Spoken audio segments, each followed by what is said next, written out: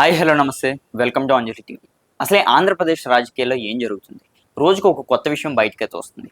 అసలే గత ప్రభుత్వం వైఎస్ఆర్సీపీలో ఉన్నప్పుడు అన్యాయాలు ఎక్కువ జరిగినాయనేమో టీడీపీ నాయకులు అంటున్నారు. ఇప్పుడు అధికారంలో ఉన్న టీడీపీ పార్టీ ఏమో అసలు ఏ పనులు చేస్తలేదు, కేవలం అన్ని అబద్ధాలు చెప్తున్నాయనేమో వైసీపీ నాయకులు చెప్తున్నారు.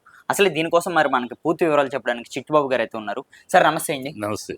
సార్ ఇప్పుడు ప్రజలందరికీ ఒక డౌట్ అయితే ఉన్నది.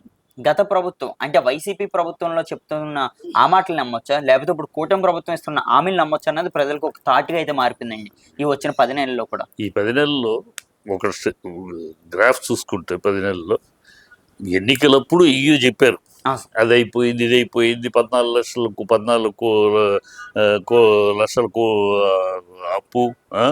ఓ ఇష్టం వచ్చేది చెప్పేశారు 16 లక్షల కోట్ల అప్పు అని. అన్నీ మాట్లాడారు, ప్రజలు నమ్మారు. అబద్ధమో నిజమో నమ్మేసి ఓట్లేశారు. తర్వాత ఒక్కొక్కటి బయటపడుతున్నాయి కదా, ఒకటి వరుసగా చెబుతాం. 14,000 కోట్లు అన్నారు. అవునండి. 14,00,000 కోట్లు. అన్నారు. తీరా అసెంబ్లీలో వీళ్ళ ప్రభుత్వం వీళ్ళ అసెంబ్లీలో మాట్లాడుతూ అది 6 లక్షల చిల్లర అని చెప్పారు. అవునండి. దాంట్లో గత ప్రభుత్వం చంద్రబాబు ప్రభుత్వం అప్పుడు 2,65,000 కోట్లు. ఆ తర్వాత వీళ్ళది పెరిగింది, పైన కరోనా. సో ఇది బయట నిజం చెప్పాల్సి వచ్చింది, చెప్పేశారు. పార్లమెంట్లో కూడా ఫిగర్ బయటకు వచ్చింది. వీళ్ళు అంతకు ముందు వరకు ఎలక్షన్ 14 అన్నారు, 17 11 అన్నారు, పురంధేశ్వరి 11 అంది, వాళ్ళు 14 ఇష్టం వచ్చాయని మాట్లాడారు. ప్రజలు పాపం నమ్మేశారు. ఇంతమంది ఒకే మాటని నలుగురు కూటమి కదా, 4 ఛానల్స్, 4 పేపర్లు, 4 నాయకులు మాట్లాడేటప్పటికి నిజమేమో నమ్మారు అమాయకులు ప్రజలు, నమ్మించేశారు. ఇప్పుడు అది అబద్ధం అని తేలింది కదా. నెక్స్ట్ కాకినాడ పోర్టులో 25 టన్నుల గంజాయి దొరికింది అని వీరావేశంలో మాట్లాడేశారు. ఎక్కడికి పోతుంది ఈ గంజాయి ప్రభుత్వం, ఇది చేసేస్తుంది ఇక ప్రభుత్వాన్ని, జుట్టు ఎగరేసుకుంటూ డామ్ డూమ్ డకారంటూ ఆవేశాన్ని చూపించేసి ఊగిపోతూ మాట్లాడేశాడు పవన్ కళ్యాణ్. ఇప్పుడు అది సిబిఐ ఎంక్వైరీ చేసి మొత్తం అక్కడ గంజాయి లేదు, 25 టన్నులు గంజాయి కాదు, అది డ్రై ఐస్, ఇట్స్ నాట్ గంజాయి అని టోటల్గా సిబిఐ, మీ ప్రభుత్వంలోనే మీరు వచ్చినాకే సిబిఐ రిపోర్ట్ అది. దానికి సమాధానం లేదు, అది అబద్ధం తేలిపోయింది. నెక్స్ట్ సీజ్ ది షిప్ అన్నారు. అయిపోయిన షిప్ సీజ్ ది షిప్ అని డ్రామా చేశారు. ఆ సీజ్ ది షిప్ దగ్గర వస్తే సెంట్రల్ గవర్నమెంట్ వస్తుంది, దాన్ని సీజ్ చేసే అధికారం మీకు లేదు, మీరెవరు దాన్ని సీజ్ చేయడానికి, షట్ యువర్ మౌత్, దాన్ని ప్రొసీడ్ అవ్వని అన్నారు. దానికి సమాధానం లేదు. వైజాగ్ స్టీల్ ప్లాంటు డబ్బు వచ్చేసి ఆపేసామని పచ్చి అబద్ధాలు ఆడుతున్నారు. వారం రోజుల క్రితం సెంట్రల్ మినిస్టరు ఆ ప్రాసెస్ కొనసాగుతుంది, అది ఆపడం లేదు. డబ్బులు ఎందుకు ఇచ్చారయ్యా అంటే వైజాగ్ స్టీల్ ప్లాంట్ మీద అప్పులు తీర్చడానికి ఇచ్చారు, దానికి తీసుకుని అప్పులు తీర్చడానికి ఇచ్చారు, కానీ జీతాల అప్పులు కాదు. అందుకని ఇప్పుడు ఏం జరుగుతుంది, ఉద్యోగాలు తీసేస్తున్నారు, బలవంతపు రిజిగ్నేషన్ చేయిస్తున్నారు, వాలంటరీ రిజిగ్నేషన్ చేస్తున్నారు, ఉద్యోగస్తులు తీసేస్తారు. So process of privatization of Vizag steel plant proceed అవుతారు, అది ఎక్కడ ఆగిపోయిందని పచ్చి అబద్ధం మాట్లాడారు. 32,000 అమ్మాయిలు మిస్ అయిపోయారు, నాకు ఒక స్పెషల్ ఆఫీసర్ చెప్పాడు అని ఈ మహానుభావుడు పొలిటికల్ జోకర్గా మాట్లాడి ఇష్టం వచ్చాడు మాట్లాడాడు. ఇప్పుడు దాంట్లో ఏమైంది, అది కాదు, అది పచ్చి అబద్ధం, ఎలక్షన్ కోసం వాడిన మాట అని ఎవరు చెప్పారయ్యా, ఎవరు బయట వాళ్ళు కాదు, మీ కూటమి పార్ట్నర్ అయిన బీజేపీ తరఫున బండి సంజయ్ పార్లమెంట్లో చెప్పాడు, ఎక్కడో ప్రెస్ మీట్లో కూడా కాదు, పార్లమెంట్లో ఆధారాలతో చెప్పాడు. అదే పచ్చి అబద్ధం తేలింది. తిరుపతి లడ్డు నానా డ్రామాలు చేశారు, అది సుప్రీంకోర్టు మొట్టికాయలు కొట్టింది.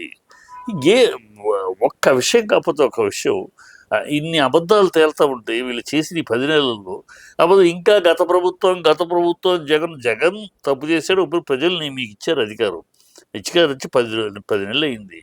కోడికత్తి కేసు మీ చేతిలో చేయొచ్చు. ఆ రోజు కోడికత్తి కేసు జరిగినప్పుడు ప్రభుత్వం మీదే, చంద్రబాబు ప్రభుత్వం కదా, మీ ప్రభుత్వం ఏం చేయలేదు. తర్వాత సరే ఈ ప్రభుత్వం చేయలేదు అని అన్నారు, మీరు వచ్చారు కదా 10 నెలలు, దాన్ని ఏం చేస్తున్నారు?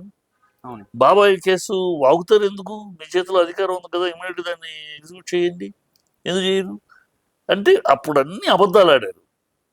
అవకాశాలు తీసుకుని అబద్ధాలు ఆడి కూటమి అబద్ధాలతోటి ప్రజల మీద రుద్దేసి భోగ భ్రమలో తీసుకెళ్లి ప్రజల్ని ఒక మభ్యపెట్టేసేసి అడ్డమైన అబద్ధాలతో వచ్చారు. ఇప్పుడు ఆ అబద్ధాలన్నీ అవన్నీ అబద్ధాలు తేలిపోతున్నాయి. ఒకటి one after one, one after one, one after one. వీళ్ళు మాట్లాడిన అన్ని అబద్ధాలే, ఎలక్షన్ టైం మాట్లాడిన అబద్ధాలే, ఇప్పుడు మాట్లాడుతున్న అబద్ధాలే అని తెలిసిపోతుంది. ఈయన సనాతన ధర్మం అంటాడు. ఏంటి సనాతన ధర్మం? మీ నాన్న నాకు జ్వరం వస్తే నా బిడ్డడికి జ్వరం వస్తే నేను మేరీ మాతకి ప్రార్థన చేశాను అంటావు. నేను బ్యాప్టిజం తీసుకున్నాను అంటావు. నా భార్య పిల్లలు క్రిస్టియన్స్ అంటావు. అసలు ఈ దేశంలో మత కలవల కారకులే హిందువులు, హిందూ మత పెద్దలు అంటావు. అని నువ్వే అన్నాయి, ఎవ్వరు అన్నాయి కదా, రికార్డెడ్ నీ నోటితోటి, నీ కామెడీ నోటితోటి, అనాలోచిత ఆవేశంతో మాట్లాడిన మాటలు అవన్నీ. ఇప్పుడు అవన్నీ ప్రజలకు తెలిసిపోయాయి. ఎన్ని అబద్ధాలు, కేవలం ఆవేశంగా ఏదో జుట్టు ఎగరేసుకుని మాట్లాడి మనని మభ్యపెట్టాడు తప్పితే సినిమా డైలాగులాగా మాట్లాడితే దీంట్లో ఈ నిజాలు లేవు అని. ఇప్పుడు సనాతన ఎవరు 3 పెళ్ళిళ్ళు చేసుకోరు, సనాతన ఎవరు వేరే మతస్థులు వెళ్ళాడరు. నువ్వు సనాతన ఎట్లా అవుతావు అంటే పవన్ కళ్యాణ్ అనేవాడు ఈ కెమెలియాన్, రంగులు మార్చే ఊసరవెల్లి కన్నా దారుణమైన వ్యక్తి. ఇప్పుడు మోడీ సంఖలో దూరటానికి, ఆర్ఎస్ఎస్ సంఖలో దూరటానికి ఎత్తిన కొత్త అవతారం. అంతే తప్పితే ఇతని ఒకప్పుడు పూలే అంటాడు, ఒకప్పుడు అంబేద్కర్ అంటాడు, ఒకప్పుడు మాయావతి అంటాడు, ఒకప్పుడు కమ్యూనిస్ట్ అంటాడు, ఇంకొకప్పుడు ఇప్పుడు బీజేపీ ఇష్టం వచ్చాడు మాట్లాడాడు. ఇవాళ బీజేపీ దేవుడు అంటాడు. వీళ్ళు ప్రజలకి అన్ని వీళ్ళ అసలు రంగు బయటపడిపోయిందమ్మా. కూటమి నాయకులందరూ అసలు బయటపడిపోయింది. వీళ్ళ అబద్ధాలు ఏంటి, వీళ్ళ డ్రామా ఏంటి.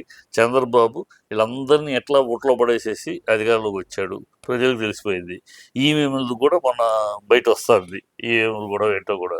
ఇవన్నీ ఇప్పుడు తప్పించుకోవడానికి గోవులు, ఇప్పుడు ఫ్రెష్ గోవులు 43 మంది చచ్చిపోయారని ఆఫీసర్ కూడా, ఇంకో ఆఫీసర్ 42 మంది అని చెప్తాడు. ఆయన చైర్మన్ గారు 22 మంది అంటాడు. 22 ఆవులు. ఏమైతే చచ్చిపోయినాయి కదా, మళ్ళీ ఏమి చావలేదు, ఎవరు చావలేదు, ఉంటే డ్రామా అంటాడు చంద్రబాబు. 2 అయ్యే చూపిస్తామంటే ఆయన బయలుదేరుతుంటే అరెస్ట్ చేసేస్తారు బయట నుంచి కదలకుండా. ఎందుకు భయం? ఏం చావలేదు, ఎవరు చావలేదు, ఉన్నాయి ఉంటే ఇది అంటున్నారు కదా. టెంపుల్స్ కూల్చారు, మాట్లాడదు. ఈ అనిత ఈవిడ ఎప్పుడు క్రిస్టియను ఎప్పుడు హిందువులో తెలియదు. నా బైబిల్ లేకుండా నేను కదలను, నా కారులో ఎప్పుడు బైబిల్ ఉంటుంది, నా బైబిల్ లేకుండా నేను బయటికి రాను అన్న అనిత నేను స్వచ్ఛమైన హిందువుని అంటది. ఈ రాజకీయాల కోసం, వీళ్ళ పదవుల కోసం వీళ్ళు మతాలను కూడా ఇష్టం వచ్చినట్టు వాడుకుంటున్న బ్యాచ్. ఎప్పుడు వీళ్ళకి హిందువు ఎప్పుడు క్రిస్టియనో వాళ్ళకి తెలియదు. రేపు ఎప్పుడన్నా నేను ముస్లిం అన్నా అనొచ్చు ఈ ఉమెన్స్. మొన్నదా క్రిస్టియన్ అంది, క్రిస్టియన్ని అంది. ఇప్పుడు ఈ మధ్య ఈ ఎలక్షన్స్ అప్పుడు నేను హిందువుని అంది. రేపు ఏమంటుంది? వీళ్ళకి మతాన్ని కూడా వాళ్ళ రాజకీయ అవసరాల కోసం వాడుకునే దౌర్భాగ్య స్థితిలో ఉంది ఈ కూటమి. కనుక వీళ్ళ మాటలు ప్రజలు నమ్మట్లేదు. అందుకనే మొన్న ఎంపీ ఇంట్లో కూడా 39 సీట్లు వచ్చినాయి. ఇప్పుడు ఎన్నికలు వస్తే వీళ్ళు అడ్రస్ ఉండరు. వీళ్ళు ప్రజలకు అర్థమైపోయింది, వీళ్ళ కోసం తప్పితే ప్రజల కోసం పాలన లేదు. చంద్రబాబు తన కొడుకుని సీఎం ఎంత చేయాలి, దానికి మార్గాలు ఏంటి, దానికి ఎక్కడ ఎవరికి పొగ పెట్టాలి, పవన్ కళ్యాణ్ని నవ్వుతూ పేదాలతో పలకరిస్తూ నొసలతో వెక్కిరిస్తూ అతనికి పొగబెట్టి ఎట్లా అతనంతటా అతను వెళ్ళేటట్టు ఏం చేయాలి, అతను వెళితే కానీ అతను బయటికి పంపిస్తే కానీ లోకేష్కి ఫ్యూచర్ లేదు. కూటమిలో ప్రజల్లో ఉన్న ఎప్పటికీ ఉండదు. కూటమిలో భవిష్యత్తు కావాలంటే లోకేష్ దాటికెళ్ళాలని పవన్ కళ్యాణ్ తప్పింది. సో అందుకని నవ్వుతూ పెడుతున్నాడు. పవన్ కళ్యాణ్ కూడా ఏంటి, ఇక్కడ ఉంటే నేను ఎప్పటికీ అవ్వలేను, కూటమితో కలిసి టీడీతో కలిసి ఎప్పటికీ అవ్వలేను, కనుక వెళ్ళాలంటే ఎట్లా వెళ్ళాలి? సడన్గా వెళ్ళిపోయారంటే ప్రజల ముందు మర్యాద పోతుంది, నిన్నదాకా పొగిడాడు వాళ్ళు వెళ్ళిపోతున్నారు, కనుక ఏదో కావాలి. అందుకనే నాగబాబుతోటి మన పిఠాపురంలో ఎన్నికల్లో మాట్లాడేది, వాళ్ళ ఆవిర్భావ సభలో మాట్లాడించడం, ఎందుకు రెచ్చగొట్టడం, వాళ్ళని రెచ్చగొట్టి వాళ్ళు మాట్లాడితే వాళ్ళు రెచ్చిపోతే తెలుగుదేశాన్ని మేమే బతికిచ్చామంటే తెలుగుదేశం కార్యకర్తలు రెచ్చిపోతారు. ఈ మాటలు మాట్లాడిచ్చింది అందుకే, మాట్లాడిస్తే వాళ్ళు రెచ్చిపోతే గొడవలు అవుతాయి. ఇదిగో మమ్మల్ని అవమానిస్తున్నారు, తెలుగుదేశం కార్యకర్తలు మా మీద దాడి చేస్తున్నారు, ఇలాగ అవమానాలు పరిస్థితి మేము కూటమిలో ఉండడానికి అనవసరం, మేము బయటికి వెళ్ళిపోతున్నాం, మేము ఇండిపెండెంట్గా 21 సీట్లు ఉన్నాయి కనుక మేము ప్రతిపక్ష హోదా మేము తీసుకుంటాం ఎలాగ ప్రతిపక్ష హోదా జగన్ తీసుకోవట్లేదు కనుక, జగన్కి లేదు కనుక మేము 21 సీట్లు వచ్చి మేము తీసుకుంటాం అని ప్రతిపక్ష హోదాకి వెళ్ళిపోయి అసెంబ్లీని పూర్తిగా ఈ చంద్రబాబు వెనకాలకి కూడా చంద్రబాబుకి ఎదుర్కొంటా కూర్చొని అట్లా నెక్స్ట్ చక్రం తిప్పుకుందామని వాళ్ళ వ్యూహం. అలాగే బీజేపీ వ్యూహం ఏంటి? బీజేపీకి ఈ కూటములు తోకలాగా అయిపోయారు. చంద్రబాబు తర్వాత నిన్న పుట్టిన పవన్ కళ్యాణ్, ఆ తర్వాత జాతీయ పార్టీ అనేది 3వ స్థానంలో ఉంది తోకలాగా. ఈ పరిస్థితి నుంచి బయటపడాలంటే మనకు సీఎం క్యాండిడేట్ లేడు. సీఎం క్యాండిడేట్గా పవన్ కళ్యాణ్ లాక్కుని పవన్ కళ్యాణ్ని వచ్చేసేసి మన తరపున పవన్ కళ్యాణ్ మన జనసేన తరపునే పవన్ కళ్యాణ్ ఉంటే సీఎం క్యాండిడేట్గా మనం కాంబినేషన్ చెప్పలేం. ప్రజలు అంగీకరించరు. పవన్ కార్యకర్తలు ఒప్పుకోరు. ఎవరు? బీజేపీ కార్యకర్తలే ఇవన్నీ చంద్రబాబు 2 సార్లు సీఎం చేసాం, ఇప్పుడు పవన్ కళ్యాణ్ సీఎం చేయడానికి మేము కష్టపడాలని బీజేపీ కార్యకర్తలు ఎదురు చూస్తారు.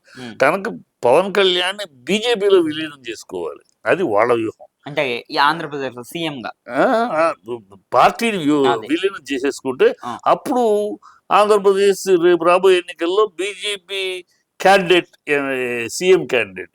ఇక్కడ ఎలాగో సీఎం క్యాండిడేట్ అవకాశం లేదు. సో ఇండిపెండెంట్కి వెళ్తే ప్రయోజనం లేదు. చరిత్ర చూపించే ఇండిపెండెంట్కి వెళ్తే జీరో అని తెలుసు. సో ఇంకో అండ కావాలి. ఈ అండ కావాలని తనకి ఈ అండ నీకు మామూలుగా ఏమో నువ్వు మాతో విలీనం అయిపో, మీ అన్నయ్య కాంగ్రెస్లో విలీనం చేసినట్టు నువ్వు మా పార్టీలో విలీనం చేసుకో, నువ్వు సీఎం క్యాండిడేట్వి అని చెప్పుద్ది పార్టీ. అది వాళ్ళ వ్యూహం. ఈ వ్యూహాలు జరుగుతుంది తప్పితే ఈ వీళ్ళ సొంత పాలన, వీళ్ళ సొంత ఈ ఎజెండాలు తప్పితే ప్రజల ఎజెండా, ప్రజలకు ఏం మాటలు ఇచ్చాం, ప్రజలకు ఏం చేయాలి, ఏం చెప్పాలి, ఏమీ లేవు. మన ఇదిగో ఉగాదికి అన్నారు, ఏమైంది? ఉగాదికి ఏమైనా అనౌన్స్మెంట్ వచ్చిందా? రాలే. రేపు ఉగాది తర్వాత రేపేమంటారు? వినాయక చవితి అంటారు, ఆ తర్వాత దసరా అంటారు, ఆ తర్వాత పండుగలు వస్తూ ఉంటాయి, పండుగల పేర్లు చెప్తారు. ఇంతవరకు వీళ్ళకి కార్యక్రమాలు వేరు. ఇప్పుడు చంద్రబాబు ఏంటి అక్కడ నేషనల్ లెవెల్లో ఎట్లాగైనా సరే ఎన్డీఏ జాయింట్ కన్వీనర్ పోస్టు పట్టాలో చూశాడు, అది ఇచ్చేస్తే తను జాయింట్ కన్వీనర్. అందుకని చంద్రబాబు మోడీని పొగట్టం. మోడీ అసలు ఈ దేశంలో ఉండడానికి పనికిరాడు, మోడీ భార్యను చూడలేని దేశాన్ని ఏం చూస్తాడు, మోడీ కన్నా నా కార్యకర్త కూడా పెట్టడు అని అతను టెర్రరిస్టు, ఇట్లా రకరకాల వాగి నోరు అదే నోరు, ఏ మాత్రం నరం లేని నాలిక అన్నట్టు, ఏ మాత్రం సిగ్గు శరం లేకుండా అదే నాలికతోటి అదే నోటితోటి మోడీ దేవుడు. ఎవరు? బీజేపీ వాళ్ళు కూడా అంత పొగట్లు అలా పొగుడుతున్నారు. ఎందుకు పొగిడాడయ్యా? ఎన్డీఏకి జాయింట్ కన్వీనర్ అవ్వటం కోసం. కన్వీనర్గా ఆయన కావు, జాయింట్ కన్వీనర్గా తను అవ్వాలి. వెళ్తే ఎన్డీఏ కూటమి పార్టీలు తన అధికారంలో ఉంటే మళ్ళీ ఒకసారి చక్రం తిప్పుకోవచ్చు. అది పప్పులు ఉడకల. ఈయన దగ్గర పప్పులు ఉడకల, మోడీ దగ్గర. కనుక ఇప్పుడు అందుకని ఇప్పుడు రివర్స్ తొందరలో చూస్తాం. చాలా విన్యాసాలు రాబోతాయి తొందరలో. రానున్న 5-6 నెలల్లో చాలా కొత్త విన్యాసాలు చూస్తాం మనం. పవన్ కళ్యాణ్ గంతులు చూస్తాం, చంద్రబాబు ఎత్తులు చూస్తాం, ఇవన్నీ రాబోయే చూస్తూ ఉండండి. ప్రజలు వీళ్ళనే నమ్మట్లా, ప్రజలు తెలుసు అన్నీ చూస్తున్నది కూడా. చంద్రబాబు ఇంకా పాత పద్ధతిలో ఉన్నాడు. పాత రోజుల్లో ఏంటంటే సోషల్ మీడియా ఇంత పవర్ఫుల్గా లేదు గతంలో. అందుకంటే ఒకటి చెప్పినాక ప్రజలు మళ్ళీ 5 ఏళ్ళు వచ్చినట్టు మర్చిపోయేవారు. ఇప్పుడు మర్చిపోయే పరిస్థితే లేదు, గుర్తు చేస్తుంది సోషల్ మీడియా. ఎప్పటికప్పుడు నువ్వేం మాట్లాడో గుర్తు చేస్తాను. సంపద సృష్టిస్తాను మాట్లాడి రికార్డింగ్లు వింటా చూస్తా ఉన్నాక, సంపద ఏంటి? సంపద సృష్టిస్తున్నావు. ఇప్పుడు ఇప్పటికే 10 నెలల్లో 1,20,000 కోట్లు అప్పు చేసావు. ఈ సంపద సృష్టిస్తే ఎవరు చేత కదా? మూలన్న మొసలిది అప్పు చేయటం ఏ రాష్ట్రం చేయట్లేదు, నువ్వు చేస్తావు. పెద్ద సంపద సృష్టిస్తే దీంట్లో ఎలా ఇస్తారంటే అది కదా చెప్పిన డైలాగ్. ఇప్పుడు చెవులో చెప్పండి అంటే ఐడియాలు. అప్పుడేమో స్టూడెంట్ నా చెవులో చెప్పండి అని అంటే నీకు మరి ఐడియా లేకుండానే ఇస్తారనే నోటికి అవతాలు చెప్పేసావా? భయం వేస్తుందంటే ఎందుకు భయం వేస్తుంది? 14 ఏళ్ళ సీఎంగా ఉన్న అనుభవం ఏమైంది? 40 ఏళ్ళ రాజకీయ జీవితం ఏమైంది? మాకు అన్నీ తెలుసు, అన్నీ ఆలోచించే చెప్తున్నాం అని అన్న లోకేష్ అన్ని డిస్కస్ చేసుకుని చేయగలిగింది చెప్తున్నామన్న లోకేష్ ఏమయ్యాడు? నేనున్నాను, మిమ్మల్ని వాలంటీర్స్కి మీ కడుపు కొట్టను,